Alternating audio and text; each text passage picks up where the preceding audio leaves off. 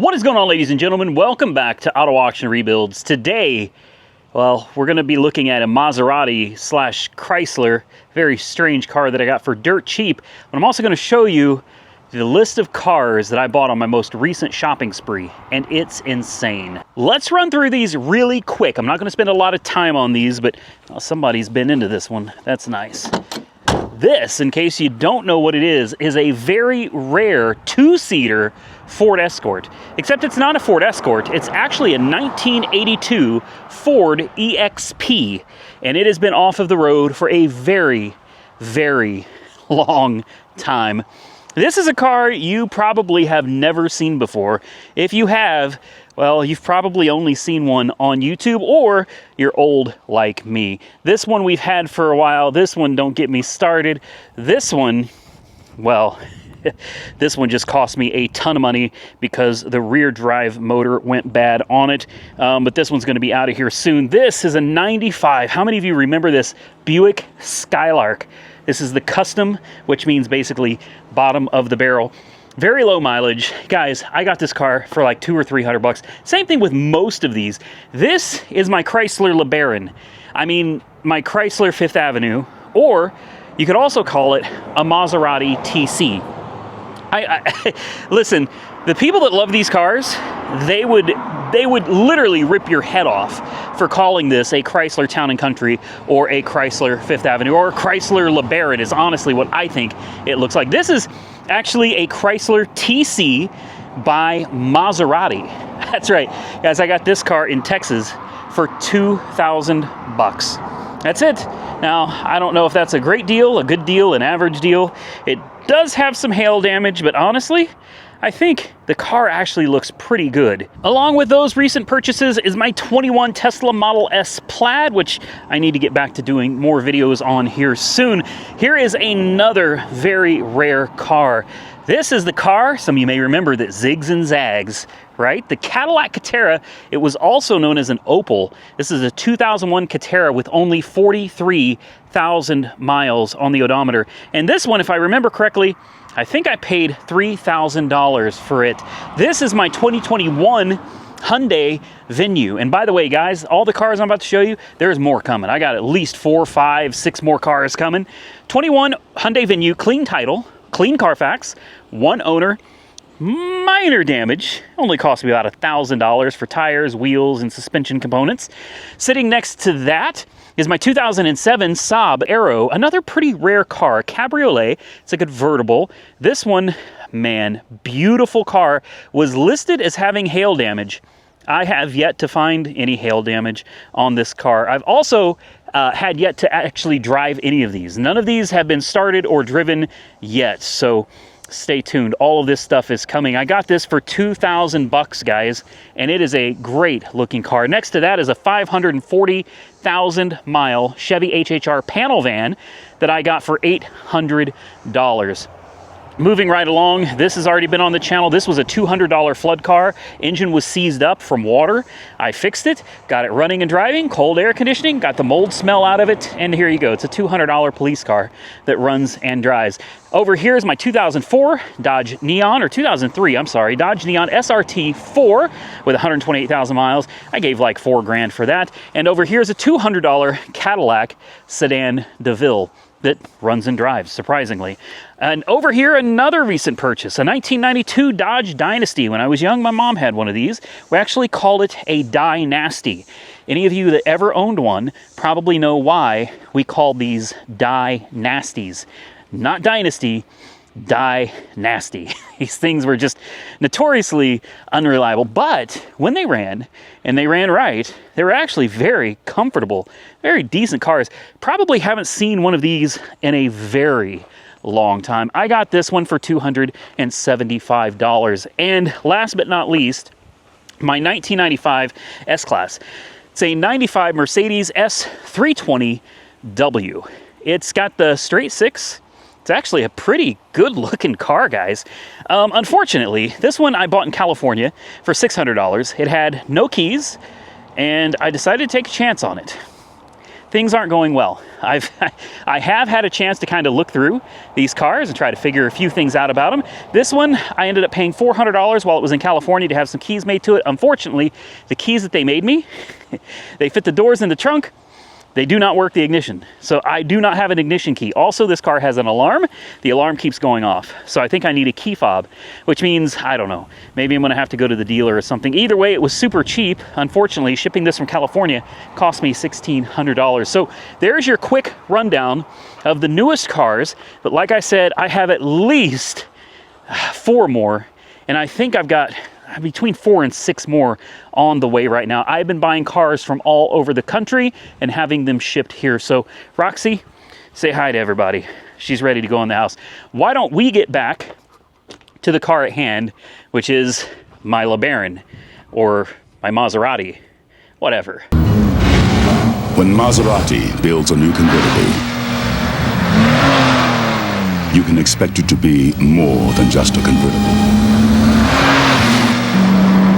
You can expect a 16-valve electronic fuel-injected Maserati Turbo, a 5-speed manual Getrag transaxle, and a 4-wheel disc Tevis anti-lock braking system. When Maserati builds a new convertible, you can expect a sea of soft Italian leather and handcrafted European coachwork. When Maserati built this new convertible, they made it everything you expect and made it exclusively for Chrysler. So here it is, a 1989 Chrysler TC Maserati whatever convertible. Pretty classy looking car. I think this is actually aged really well. It's a good looking car. I love the wheels too. These wheels are just classic. Everything about this car just screams 80s and 90s. You know what I mean? The color, that's wild, man. That is a wild color. I don't even know what color it is. It's not quite yellow, but it sure is pretty close to yellow. I don't know, man. This car has like 91,000 miles on it, and supposedly this one is a run and drive. In fact, the keys are still attached. This one just got delivered earlier today, maybe 3 or 4 hours ago. It's got all the keys. Look at this interior. Good Lord, this thing is, there's padding everywhere.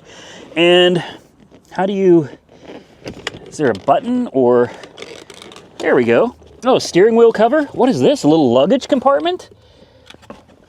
And there's a light sitting on the ground. Let's put that back in. What is this? Oh, no way. Is this like a shop manual? What is this? Oh, this is just a bunch of adopt a pet or something? Read carefully. Regional club directors. Okay, let me turn this away real quick. I don't know what that is supposed to be. All right, let's see what else is in here. Can I open? There we go. We have the steering wheel thing that we don't need. And what is this? TC receipts and radio manual. All right, and then we have what looks like the book. Oh, come on. This is a Chrysler TC service manual. Interesting. Your jack, it's got a parade boot right here, or the parade cover, whatever you want to call it. And then your top controls are right here, tonneau. So I guess that opens the tonneau cover, this opens the top. Yeah, I don't know how to work any of this, guys, so forgive me. Let's take these out of here. I'll take these in the house. Yeah, Chrysler TC by Maserati service manual. How about that? And then a bunch of receipts for this car as well, huh? And the radio manual. Oh, tons of receipts. Christian Brothers Automotive down in Texas. Okay, I'm not going to pull all that stuff out, guys, because I don't want to give out anybody's personal information, but I want to take all that in the house. Let's just take a minute, just kind of admire this beautiful interior. This is nice. 91,000 miles on the odometer, and supposedly a run and drive. We'll pop the hood. Let's take a look. Here's your seat controls, rear defroster, and there's that old school radio, man. Air conditioning, which by the way is turned on, which gives me hope that maybe it actually works. A Kenwood deck below there. Ashtray, has it ever been used? Yep, it has. That's all right. I'm assuming it's a 3-speed automatic. Hail damaged, huh? Well, I had to have it, guys, so hopefully I got a good deal on it. So it's a push. Yes, right? Yeah. It's a push. Interesting. Oh, it's a turbo? I did not realize this was a turbo. Isn't this the same engine that Chrysler put in the Shelby Charger? You know, the little 4-cylinder Shelby Chargers? You guys remember those? Little turbos. No kidding. All right. We got belts that have writing on them. Somebody actually put their initials on it. Wonder if the timing belt has been changed. There's your timing belt inspection cover right there. I can't see anything in there. But, oh, we have a new battery? That's a new battery. We have new hoses. These engines, if I remember right, were kind of notorious for popping head gaskets back in the day, and I don't think the automatic transmissions were notoriously reliable either on these. But let's see what the oil looks like. Honestly, that oil looks a little rough. It's got some, it's full. It just doesn't look very good, guys. Trans dipstick should be hiding somewhere down there. I don't remember where. Is it back here? No, I don't know. Honestly, everything under here actually looks pretty good. I see some spider webs. Looks like it's probably been sitting for a little while. But overall, not too bad. All right. Turbo, huh? I really did not realize this was a turbo engine. But okay. I suppose it is. Distributor sits down there. It's got newer plug wires. So, I mean, somebody's kept up on work on this. For sure. Well, what do you guys say we try to fire it up? Look at that air scoop right there. That intake is awesome. All right. Well, I'm going to take this stuff. I'm going to sit it over there, and then we're going to try to take this thing out for a ride. Maybe even see if we can drop the top. You guys ready to fire this bad boy up? Oh, it's actually comfortable in here. Oh, wow. Yeah. We got plenty of keys, too. What does what, though, is my... Oh, I think Chrysler keys, don't they go upside down? Yep, they do. Oh, wow. Let's turn that down just a little bit.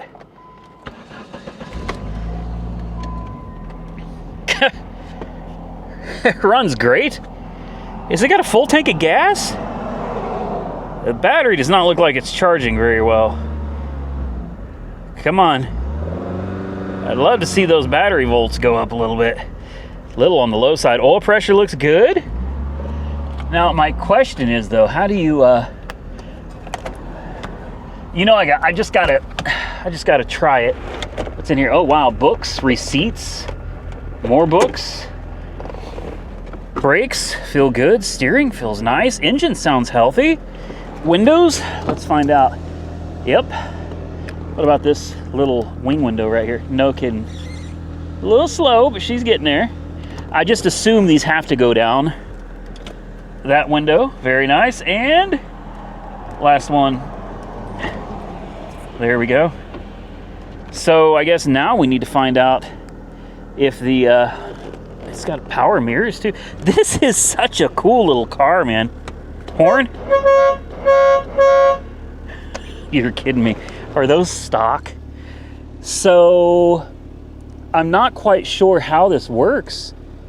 Do you open the...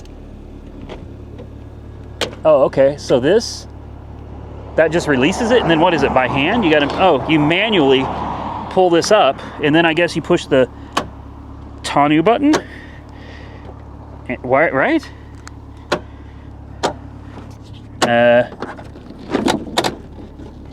Okay, and that would... Something's not right here, guys. I think this needs to go... It seems like it needs to go further up, or... I should probably read the directions. That locks it.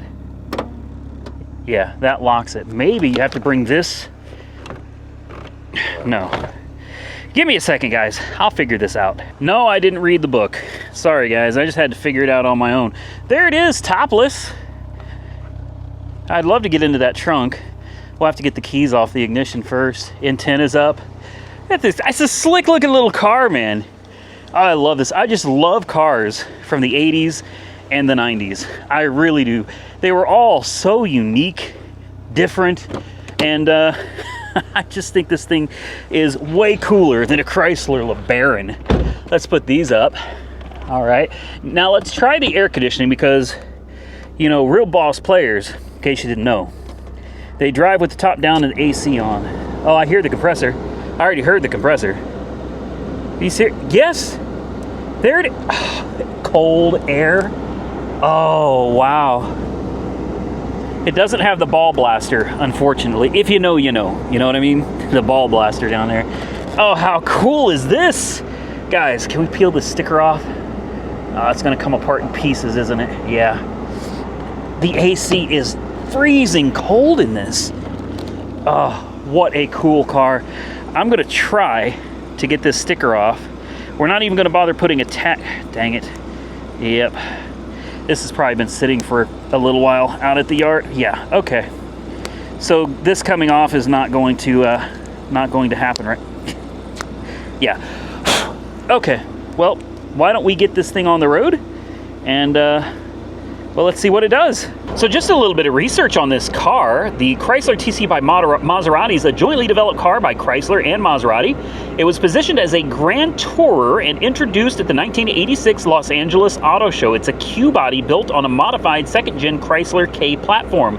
After 2 years of development delays, the TC became available in late 1988, and a total of 7,300 units were manufactured in Milan, Italy, through 1990. All cars sold as 1991 models were manufactured in 1990. So that's some interesting information, right? Class Grand Tour, two-door convertible, front engine, front wheel drive.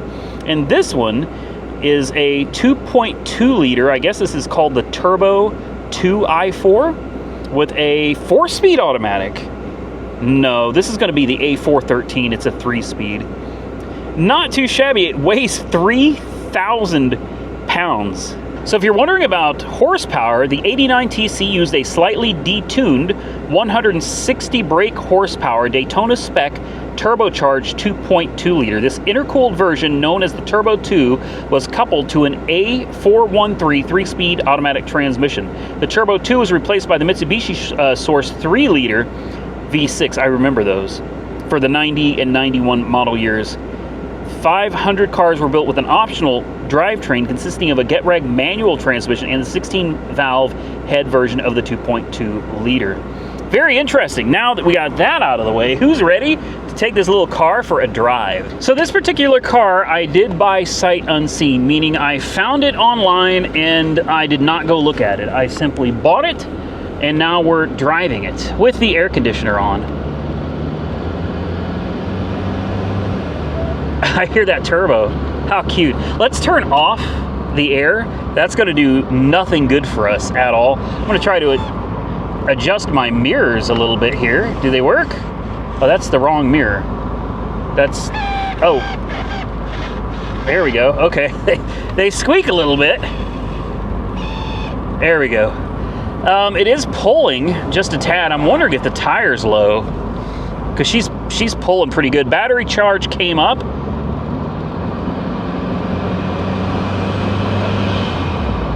You can hear that turbo, but this is embarrassing. I think it's been sitting a while. Take a look at the steering wheel. It's kind of shaking a little bit.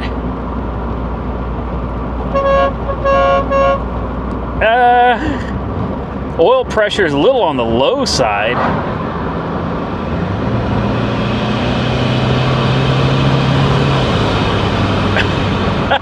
It's too bad it doesn't have a boost gauge.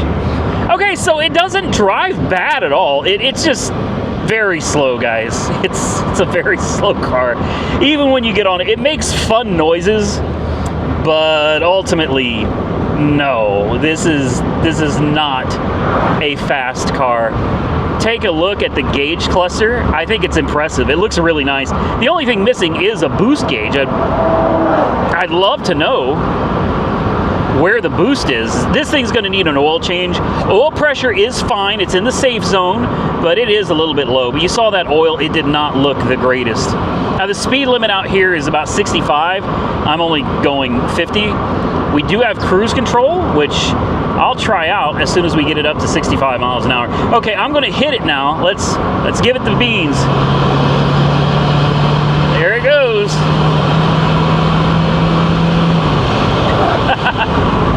Oh my goodness. Oh, that's the windshield wipers. How do you set the cruise control on this? I have no idea.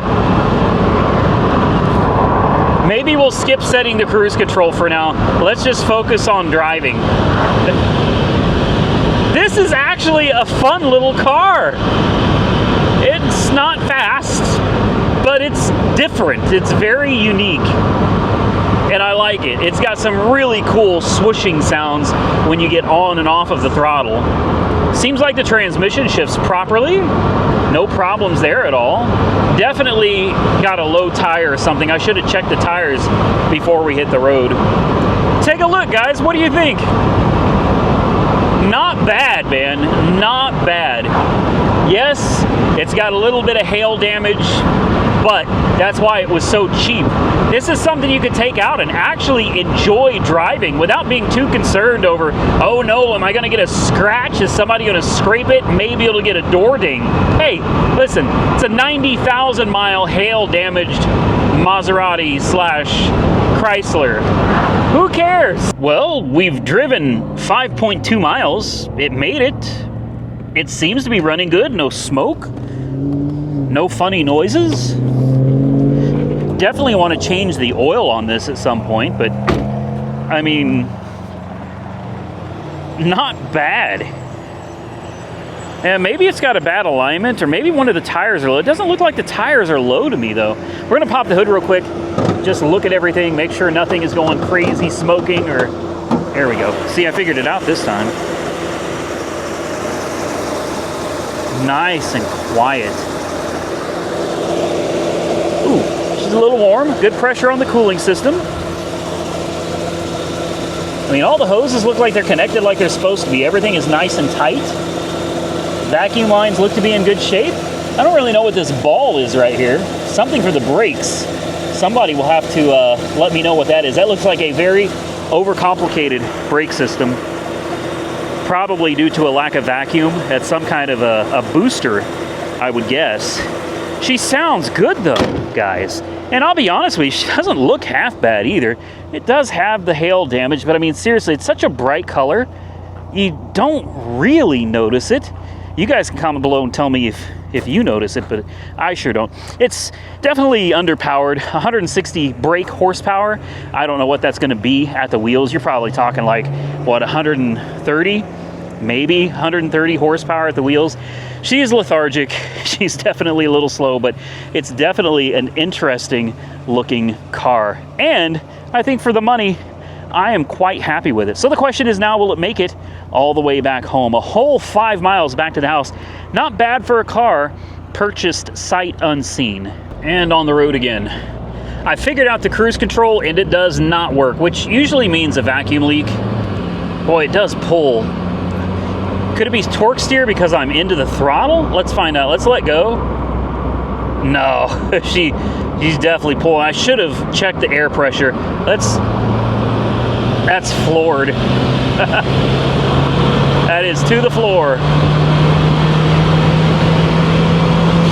There it is. There it is. All right.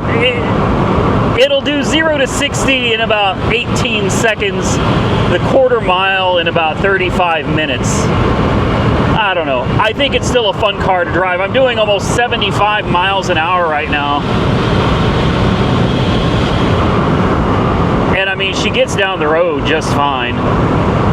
We definitely should have checked the tire pressure though. All right, guys, I'm gonna drive this thing a little bit further and hopefully we don't have any problems. Maybe it just needs some fresh gas.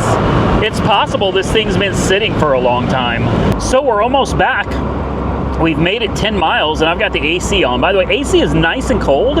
Aside from it pulling to the right, which I'm crossing my fingers is just a low tire, this thing runs, rides, and drives exceptionally well, especially for something built in 1989 by Chrysler. No offense, Chrysler, but let's be real.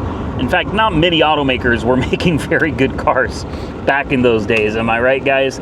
So, you know, it's a fun car. It's a limited production car. Only 7,000 of these bad boys ever made, which means if you've got one, I mean, you've got one. It's something unique. I did not know it had a turbo 4-cylinder in it, man. That makes it even more cool. I've been buying a lot of these cars, just browsing the listings online, Copart and Insurance Auto Auction, just browsing for cars like this. And you never know what's going to run across your computer screen.